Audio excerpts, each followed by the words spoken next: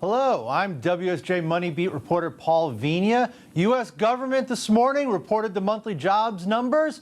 The unemployment rate ticked up slightly to 4.7% in December, and 156,000 non-farm payrolls were added to the U.S. economy. Joining us to break down the numbers is Wall Street Journal global economics editor John Hilsenrath in Washington. Hi, John. Great to be here. So, John, let's look at the headline numbers first. 4.7%, 156,000 jobs. What should we make of those numbers? Well, I'm looking at this from the perspective of Obama's time in office. How did he do on jobs, and what is he handing off to Donald Trump as he exits the stage? And the story here is that President Obama has a mixed legacy on the job market.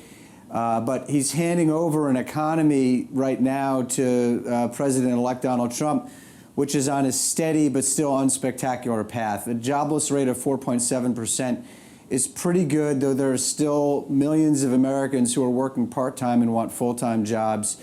Wage growth has been very slow on Obama's watch, but we're starting to see signs that it's picking up, which is good news for Donald Trump. Job growth. We have a long record of job gains during the Obama presidency, the longest stretch of consistent job gains going back to the 1930s. So Trump is being handed a baton of an economy that's in good but not spectacular shape. Yeah, you look at, where the economy was when he came into office. And actually, I looked the numbers up in December 2008. The economy lost more than 632,000 jobs. Unemployment rate was 7.2%. It was on its way up at that time. So, yeah. Huge shift in contrast. Whatever you think of what Obama and the government, Congress, everyone did, I mean, huge shift in contrast between now and 8 years ago. Absolutely.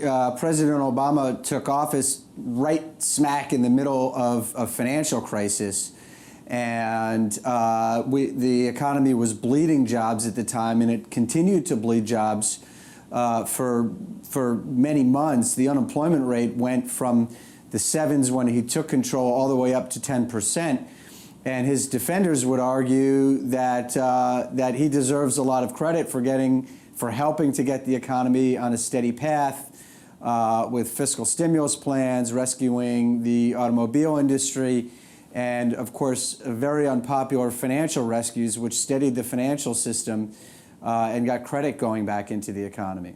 Yeah, you had mentioned wages, and obviously that's something we want to touch upon a little bit more. So let's talk about that. I think it was the number was 2.9% was the average hourly wage gain from last year.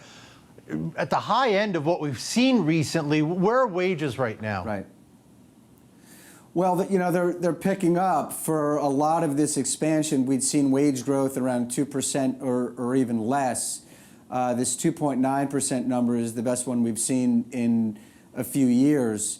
These numbers bounce around a little bit, so we'd want to see that sustained. But you would think with the unemployment rate coming down below 5%, we would expect to see wage gains. This is what we expect to see at this point in the business cycle as more workers get absorbed into jobs. It forces employers to pay them more because there's more scarcity in the labor market. So this is exactly what we should be seeing at this point in the cycle. Yeah, and looking out at 2017, it's a new year. There's a new administration coming to D.C., but you still have the same people at the Federal Reserve. What do you think they are going to make of this number, and what do you think they're looking at when they start looking at 2017? I think this is in line with what they're expecting. They've been thinking that because the unemployment rate was coming down, we'd eventually start to see some improvement in wages, and we're seeing that.